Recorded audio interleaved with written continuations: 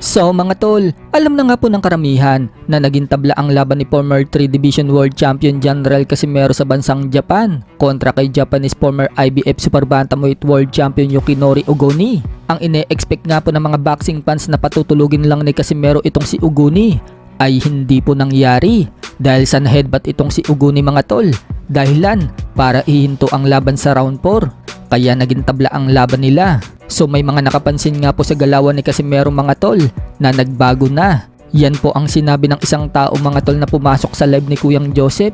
Sa hindi po nakakaalam mga tol, itong si Kuyang Joseph ay isa sa kasama ni Casimero sa Japan at siya po ang isa sa defender ng Casimero Brothers. Mabalik tayo mga tol. So sinabi nga po noong pumasok sa LS ni Kuyang Joseph na napansin daw niya na iniba daw ni Casimero ang kanyang estilo. Naging agresibo na daw agad ito sa round 1 pa lang. Unlike noong hinahawakan pa daw siya ni Nonoy Neri, kinakapa muna daw niya ang kalaban sa round 1 at hindi basta-basta umaatake. Ganyan daw po ang ginawa ni Casimero noong makalaban nito si Sulani Tete, kung saan nasungkit ni Casimero ang WBO Bantamweight belt. Hinahanapan muna daw ni Casimero ng butas ang kalaban, saka daw siya papasok, kaya nga daw knockout ang inabot ni Tete. Pero iba naman daw ang pinakita ni Casimero kay Duke Maika. Naging agresibo daw agad si Casimero at napansin niya sa laban ni Casimero mula kay Ryu Akaho, Pilipos ni Tumbua at ngayon kay Yoshinori Ogoni. Pare-parehas daw ang pinakita ni Casimero na estilo. Agresibo daw agad sa first round pa lang, kaya suggest neto mga tol, dapat daw ibalik ni Casimero yung dati nitong galawan, yung kinakapa muna daw ang kalaban. Di bali daw sana kung katulad daw sa laban ni Casimero kay Ryu Akaho na grabe daw ang kondisyon doon ni Casimero.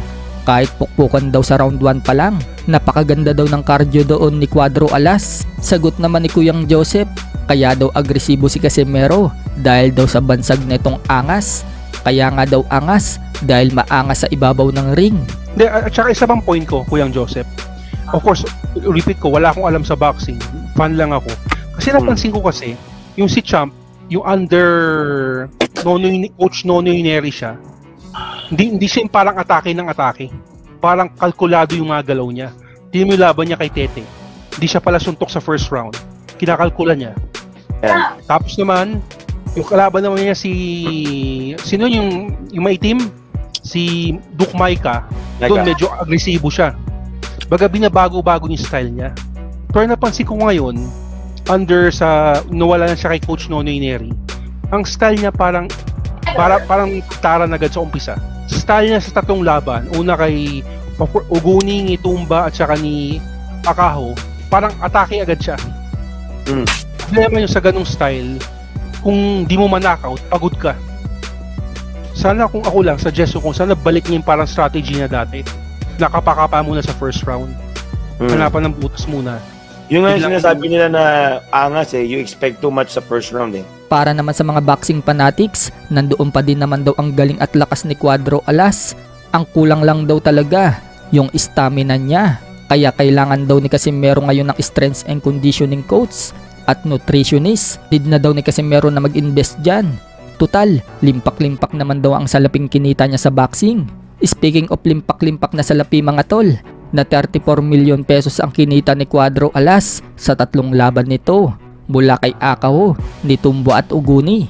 Samantala, nakauwi na nga po si Casimero sa Pinas at nagpaulan ito ng pera, namigay ng balato sa mga kabataan na kasama niya sa training at mga kapitbahay niya. Bukod yan, mamimigay din daw ng sako-sakong bigas si Cuadro Alas.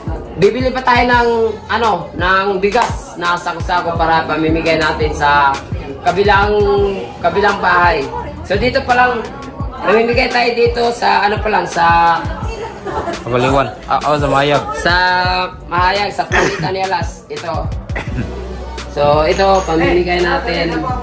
Bibili tayo ng sako-sakong bigas at ito para to sa kanila.